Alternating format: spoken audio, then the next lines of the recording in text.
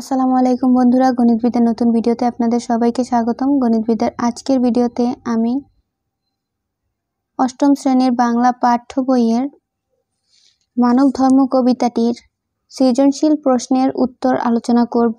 এখানে সৃজনশীল প্রশ্নে একটি উদ্দীপক দেওয়া আছে, উদ্দীপকে একটি কবিতা দেওয়া আছে। কবিতাটিতে বলা হয়েছে, জগৎ জুড়িয়া এক জাতি আছে, সে জাতির নাম মানুষ জাতি। এক পৃথিবীর স্তন্য লালিত, একই রবি শশী মুদের সাথী। বাহিরে ছুপ, আঁচড়ে সে লুপ, ভেতরের রং পলকে ফুটে। ব্রাহ্মণ শূদ্র বৃহৎ ক্ষুদ্র, কৃত্রিম বেদ ধুলোয় লুটে। এখানে প্রথম প্রশ্নটিতে বলা হয়েছে কূপ জল অর্থ কী? এর উত্তরে আমরা লিখব কূপ জল অর্থ কুয়োর জল। তারপরে দ্বিতীয় প্রশ্নটিতে বলা হয়েছে জাত পাত নিয়ে বাড়াবাড়ি করা উচিত নয় কেন? ব্যাখ্যা করো। এর উত্তরে আমরা লিখব মানুষের প্রকৃত পরিচয় তার জাতপাত নয়, বরং সে একজন মানুষ হিসাবে পরিচিত হওয়াই অধিক গুরুত্বপূর্ণ। কারণ মানুষ সৃষ্টির সেরা জীব এবং মানবিক মূল্যবোধ ও অসাম্প্রদায়িক চেতনা ধারণ করেই প্রকৃত মানুষ হওয়া সম্ভব। এখানে জাতপাতের কোনো স্থান নেই। জন্ম বা মৃত্যুর সময় মানুষ কোনো ধর্মীয় বা জাতিগত পরিচয় নিয়ে আসে না বা নিয়ে যায় না। তাই জাতপাতের ভিত্তিতে বিভেদ সৃষ্টি করা একেবারেই অপ্রয়োজনীয় এবং অনুচিত। তারপরে তৃতীয় প্রশ্নটিতে বলা হয়েছে উদ্দীপক ও মানব ধর্ম কবিতায় মানুষের যে মিল পাওয়া যায় তা আলোচনা করো। এখানে উত্তরে লিখব উদ্দীপকে পৃথিবীর সকল ধর্ম ও জাতির মানুষকে এককভাবে মানুষ জাতি হিসেবে উপস্থাপন করা হয়েছে, যা মানব ধর্ম কবিতার মূল ভাবের সঙ্গে গভীরভাবে সঙ্গতিপূর্ণ। পৃথিবীর সকল মানুষের প্রধান ও সর্বোচ্চ পরিচয় হলো সে একজন মানুষ। জাতপাত, উচ্চ নীচ, বিভেদ কিংবা ধর্মীয় পরিচয় মানুষের প্রকৃত সত্তাকে নির্ধারণ করে না।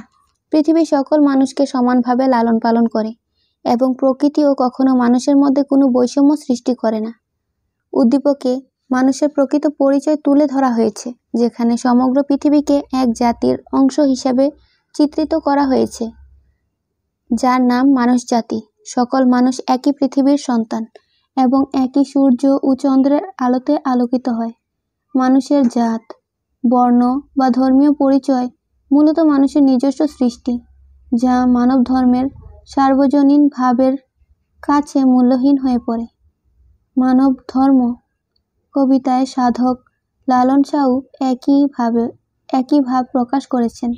তিনি পৃথিবীতে মানুষের জাতের কোনো অস্তিত্ব খুঁজে পাননি এবং সকল মানুষকে সমান দেখেছেন।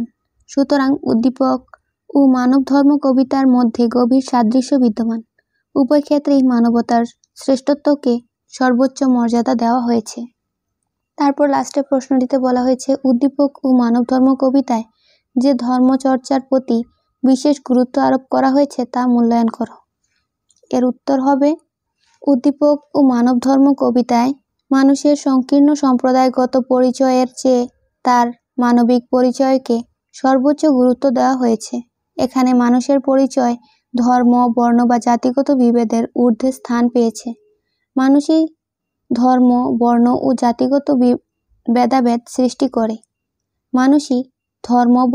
জাতিগত ভেদাভেদ সৃষ্টি করেছে, অথচ স্রষ্টা সব মানুষকে সমানভাবে সৃষ্টি ও লালন পালন করেন। প্রকৃতিতে সবার জন্য একই আলো, বাতাস এবং জলপ্রবাহ বিদ্যমান। এখানে কোনো শ্রেণী বৈষম্য নেই। তাই মানুষে মানুষে বিভেদ কোনো স্বাভাবিক বা ঈশ্বর প্রদত্ত বিধান নয়, বরং এটি মানুষের তৈরি এক কৃত্রিম বিধান। উদ্দীপকে বাহ্যিক চাকচিক্যের চেয়ে মানুষের অন্তর্নিহিত মনুষ্যত্বকে বেশি গুরুত্ব দেওয়া হয়েছে। বাইরের গায়ের রং বা লিঙ্গ যাই হোক, সবার দেহে একই রঙের রক্ত প্রবাহিত হয়। জাতপাত ও ধর্মীয় বিভেদ মূলত বাহ্যিক ও কৃত্রিম, কিন্তু মানবিক গুণাবলীর বিচারে সবাই সমান। তাই জাত, ধর্ম বা বর্ণের পরিচয়ের চেয়ে একজন মানুষের প্রকৃত পরিচয় তার মানবিকতা।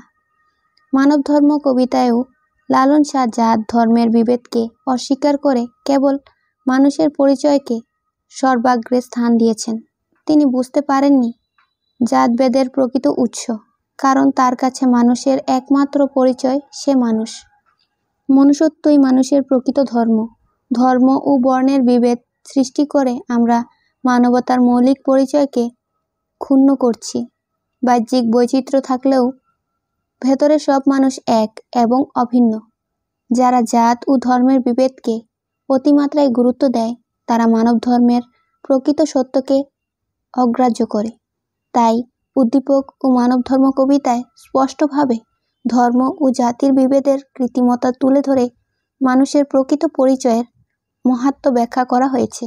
এখানেই এই মানব ধর্ম কবিতার যে সৃজনশীল দেওয়া আছে সেই সৃজনশীলের সমাধান শেষ। উত্তরটি আমি আলোচনা করলাম এবং আপনারা এখান থেকে ধারণা নিয়ে নিজের মতো করে গুছিয়ে লিখতে পারেন। আশা করছি আপনাদের এই সৃজনশীলের উত্তর কিভাবে লিখতে হবে তা বুঝতে অসুবিধা হয়নি। যদি কোনো প্রশ্ন থাকে তাহলে অবশ্যই কমেন্টের মাধ্যমে জানাবেন, আমি উত্তর দেওয়ার চেষ্টা করব। সম্পূর্ণ ভিডিওটি দেখার জন্য ধন্যবাদ। দেখা হবে পরবর্তী ভিডিওতে। ততদিন ভালো থাকুন, সুস্থ থাকুন। খোদা হাফেজ।